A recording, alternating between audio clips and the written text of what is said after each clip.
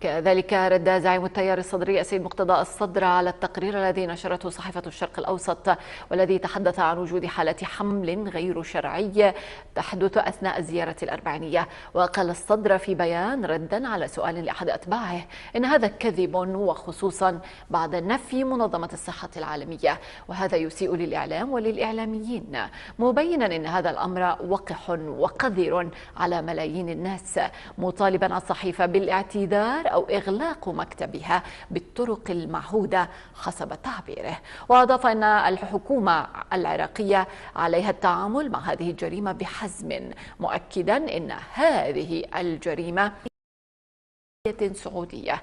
فهل نسيت السعودية بأنها الدولة الإسلامية الأولى بعدد الملحدين، أم نذكرها بأن هيئة الأمر بالمعروف أساءت لسمعة الإسلام وأنتجت كفرا وإلحادا وظلما ونفورا من المسلمين حسب نص البيان؟